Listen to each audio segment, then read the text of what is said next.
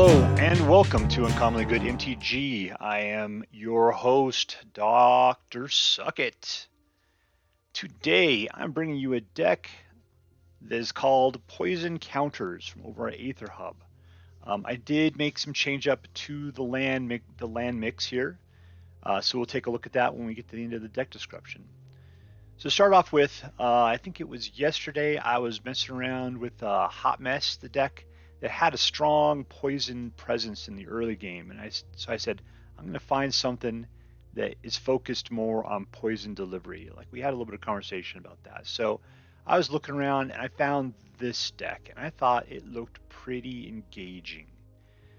So let's start off by taking a look at what we got going on here. We've got the Tajuru Blightblade, who was doing so well yesterday in comparison with the Fynn, the Fangbearer. Now, we don't have the Basilisk today, but we do have this Lightfoot Rogue, which gains Death Touch until the end of the turn. And we have the Expedition Skulker, who has Death Touch as long as you control another Rogue, and I guess that's not Fynn. And that's pretty much your poison bunch right there.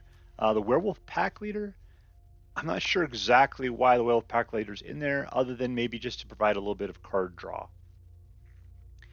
We have the Blizzard Brawl, which makes your creatures indestructible. One of the things is by adding the man lands, I cut down on the number of snow lands. This could potentially be a snow duel if we wanted to do that. But I don't think that was called for to begin with. Then we have Feign Death, which is pretty decent because even though your Death Touchers can kill pretty much anything, they'll pretty much die at that same time. So with this little card, it'll make sure that your Death Touch gets a chance to kill and come back into the play. We have Inscription Ruin, which makes people discard 2 cards, returns weak creatures back to the battlefield. The good cards we got in this deck are weak, and it destroys creature with mana value 3 or less. So this is a great Swiss Army knife card for this deck. We got Agadeem's Awakening, which is a land potentially, but even more so will allow you to easily turn, in this case, probably no more than 2 creatures, because it has to be of different mana types, and all of our creatures are either 1 or 2. So 2 creatures from the graveyard to the battlefield. So we got more graveyard recursion going on. Binding of the Old Gods will get you some land as well as destroy target permanent, and gives all your creatures Death Touch. So it's a nice synergy with everything else going on for those that maybe have it temporarily or maybe won't have it. So even the Werewolf Pack Leader would have Death Touch if you time it right. Cosmos Elixir, which is great in every deck because it either provides you with what you need, which is either going to be health or a card. Other than that, we've got 3 man lands in the black form, 3 man lands in the green form, a bunch of snow lands, a duel, and the Field of Ruin to protect us from other man lands. So that's the deck. Now let's check it out.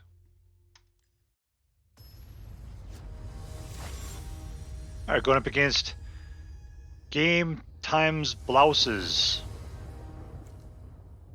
Whatever that means. GAMExBLOUSES. We've got 4 mana, a nice assortment of creatures. Let's keep it and see what goes on here.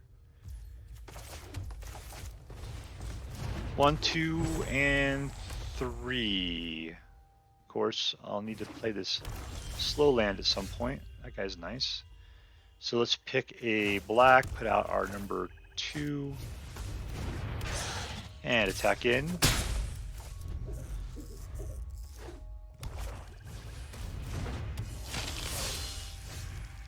All right, I'm going to go for slow mana. We're going to place out this guy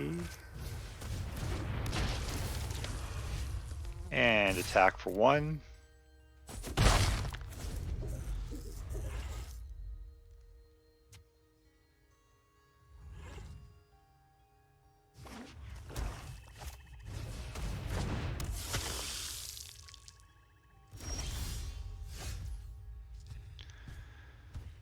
Let's see, I have 3 snow mana. I do. I'm looking good that way. Let's put out another mana like this. let's go ahead and chew on somebody's butt with a Blizzard Brawl.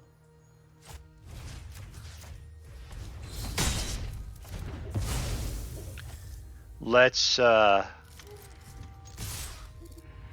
this guy back here.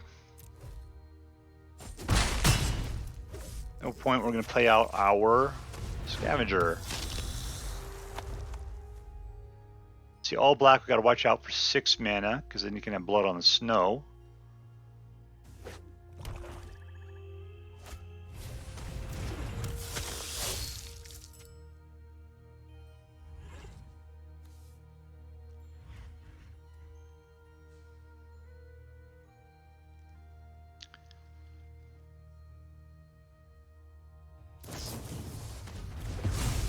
You did it.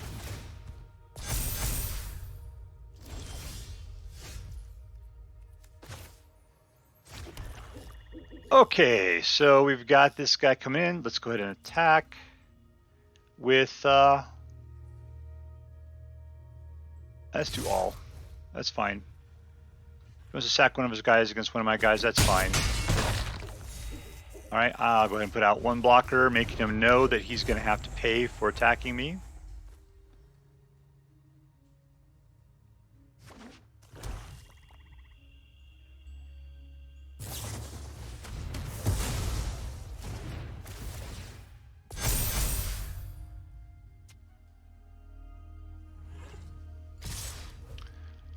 And there's the payment.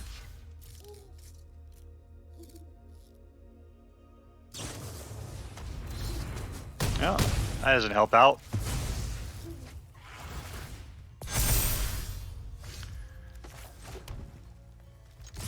Now it's just a race. They're down to 5. I'm only doing 3 points of damage a turn. That skeleton's not our friend.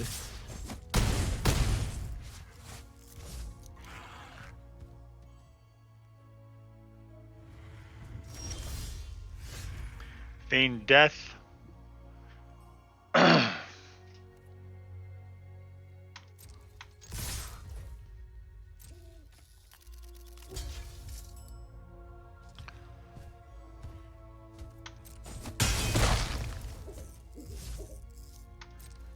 Alright, he's down to 4. He'll just keep being able to play that skeleton over and over again, though.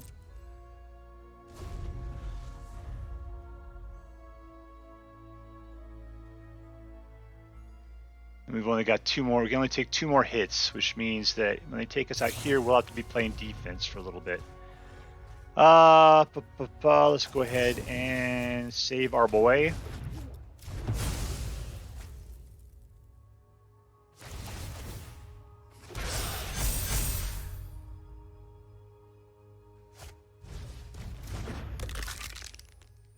He's up to 10. All right, let's go defense. See, destroy target non-land creature. One of these.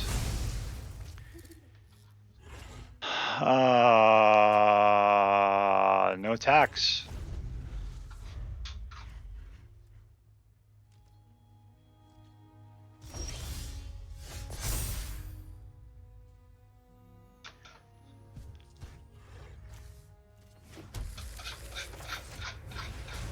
Alright, I guess, see, still, I can only send in one guy. Let's attack with both. That leaves me one for the defense. He just has to pump. Let's just do it. This game's not for the timid.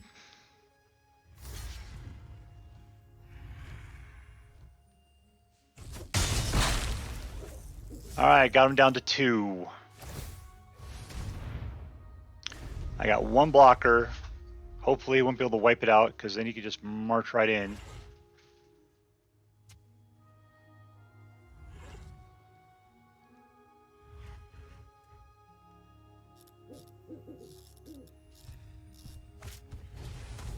That doesn't look like he's got much of a plan.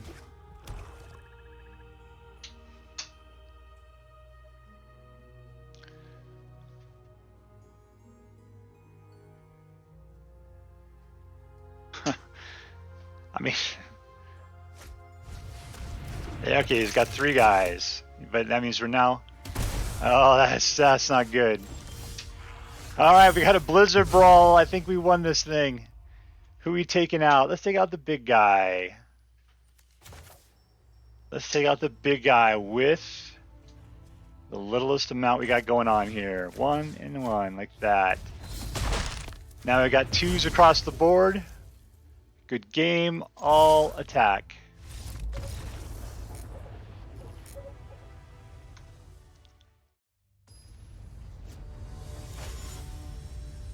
All right, we're going up against Strahd.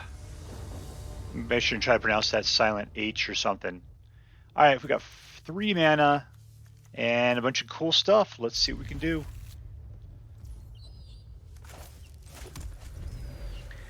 It's a good time to play the tap land. All right, we will put down if I put down the Fangbearer, he'll get smoked by what we got going on, but we're gonna get smoked regardless of what happens. So let's just waste it. Seems like the Nighthawk Scavenger, the Cosmos Elixir is really gonna help in this type of game. He's got to build up to it. If he doesn't have direct damage, then he's gonna be peeing his pants right now.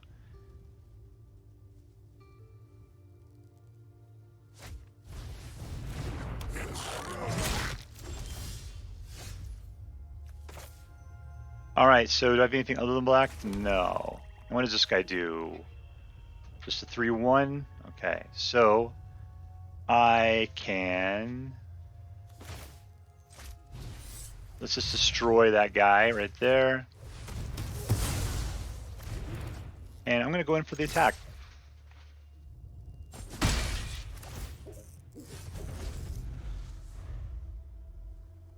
Yeah, I'm thinking Cosmos Elixir is definitely going to be our friend on the next turn.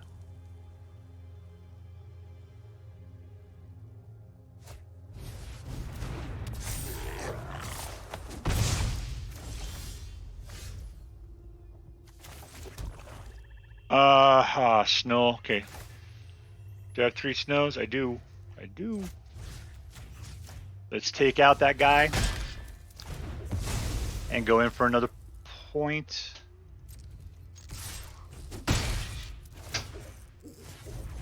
And we'll put out the Nighthawk Scavenger. Alright, now we can rely upon the Scavenger to be doing our dirty work for us, not risking our Fynn.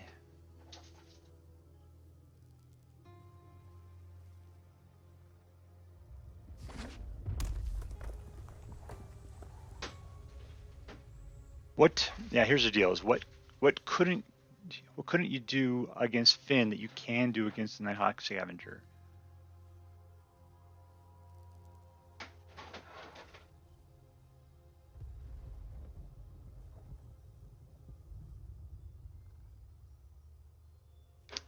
It's up to you, Strahd.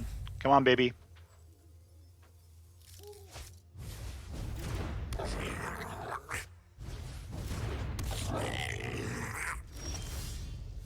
Alright, here we go. So I'm going to put down the Cosmos Elixir, which is not going to be good for them. And we will send in the Flyer.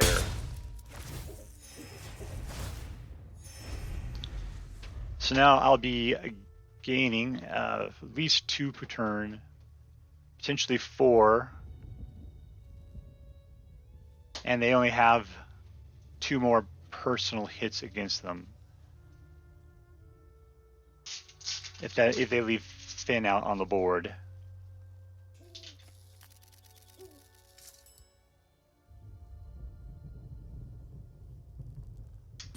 I know, it hurts to think. You're a red player, you should be attacking. You just gotta go for it. You just have to go for it. You're gonna lose a guy.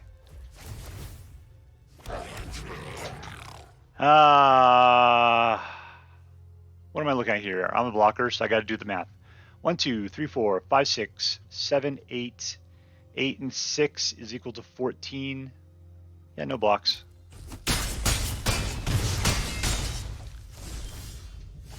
Other land, another Cosmos Elixir. And I will attack, taking it up to 8. Okay, now I have to get... I can't afford to lose guys here. I'm at 14. They can definitely do that much damage. So this might be the end of it for us here.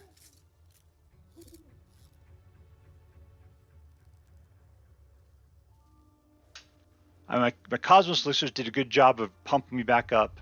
The life link on the Nighthawk Scavenger did a good job of pumping me back up. But I'm going to have to sacrifice Fynn, and without him, I really am not anywhere. Yeah, he's got tons of dudes here.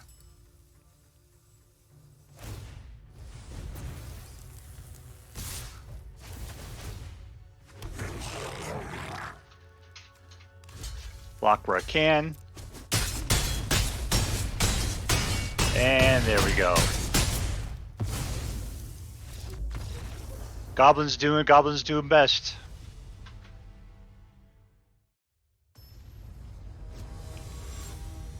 We're going up against Adiposejones. I believe adipose means fat. So Fat Jones. Alright, so we got a little green and black. We got a little bit of nothing. Which means we can sack it for something. Let's keep it. Sack it for something good. Alright, so that could be whatever color we want, which means we could put out the Tainted Adversary on the next turn.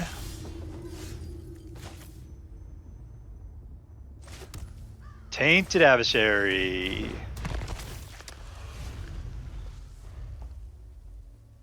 Okay, turn 3. We got lifelink here, or yeah, so we could destroy him if we felt like it. Save this for any planeswalkers that may come out. Let's see if this is standard white lifelink. There's not going to be a planeswalker. That guy's a devil.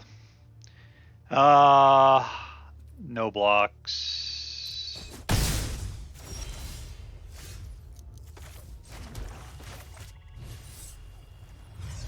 Cancel. Let's play that again. We're going to destroy a creature with mana of 3 or less. And then we'll come in for the attack.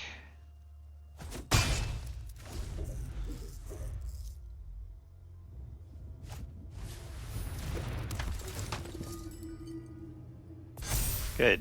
So I'm going to wipe these guys out with the Meathook on this my turn.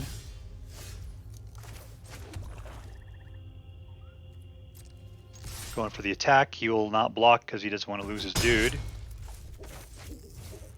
1, 2.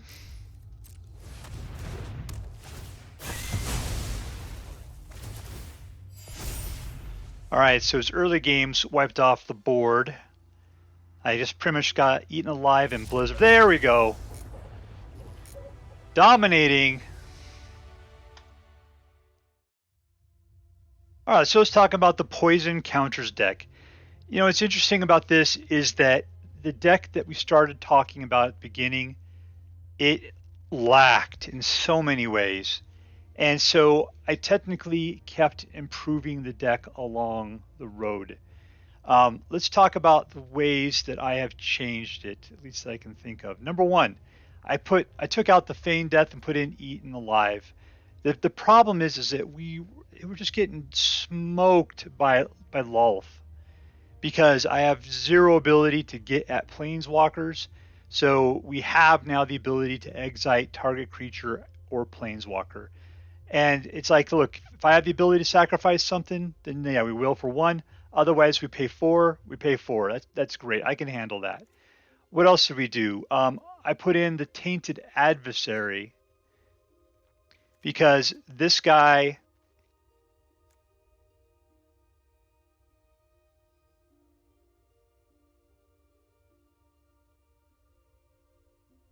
Let's see if I can find him on here.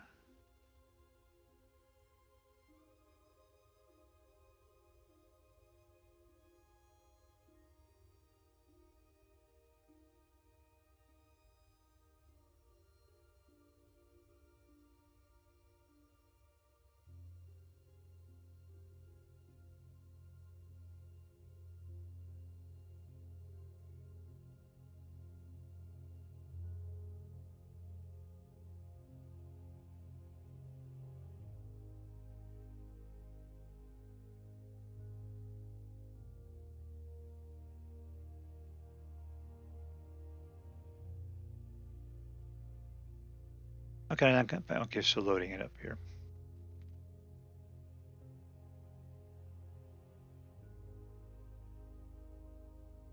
All right, so we have Tainted Adversary, which wasn't in here. So this guy for 2 has Death Touch and is a 2/3.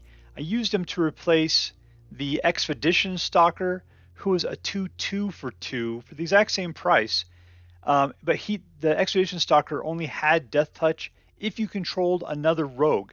This guy has it all the time. Has 1 point of toughness greater, costs exactly the same, and has the ability to gain +1/+1 counters if you have more mana and put out decayed zombies.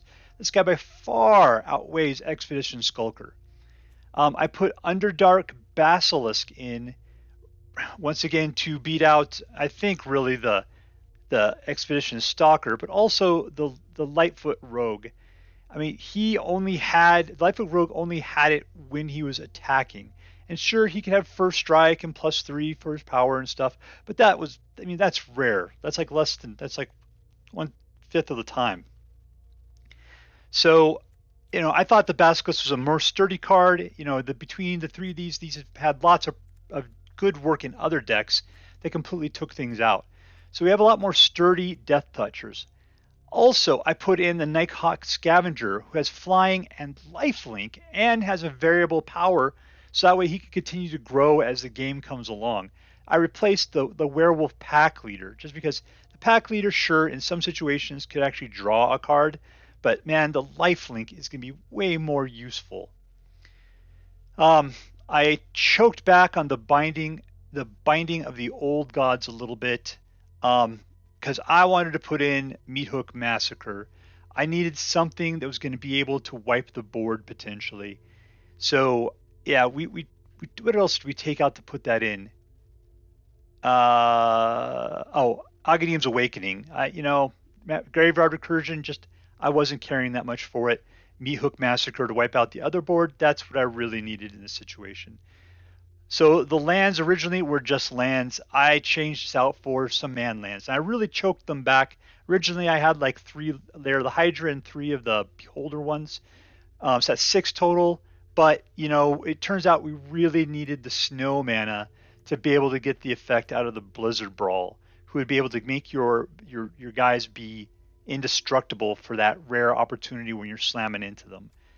So we went with more of the snow mana, left the 2 Field of Ruins in, and left us with only 2 Lair of the Hydra as a backup in case everything got wiped out. So it seemed like this worked better. It still worked better, but still, poison decks kind of suck. They seem so great, and when you get your ass beat by one, you're like, how come no one's playing with this? But when you're trying to play with them, they just get their butts just taken out constantly, and it's so hard to make it through to the player, especially when they're throwing out like weenies constantly, and they could just throw that stuff away, and you just can't keep your guys alive. This Nighthawk Scavenger is the only thing that can fly through, and when you're playing against this Ren and 7 and it's putting out those reachable tree things, you can't get through those. So yeah, that's why you definitely need to have your Eaten Alives to take out those Planeswalkers. Same thing with the Binding of the Old Gods. Planeswalkers have been such a pain in the butt to this deck. So this was the final deck. This is what we ended up with, and I think it's not bad. I'm going to give this one, I don't want to say C+. It has its points. It seems kind of cool, but I just found it to be way too fragile. So there you go. That's the deal with Planeswalkers, or not Planeswalkers, with poison counters. I'm going to keep this around. I just swear it has potential, but I don't know. I wasn't feeling it. When you're playing it, it's just hard to understand. All right, that's it for now. Thank you very much for watching. I would really appreciate it if you could like this video and subscribe, because it helps me out a lot. All right, so have a good day, and until next time, see you later. Bye.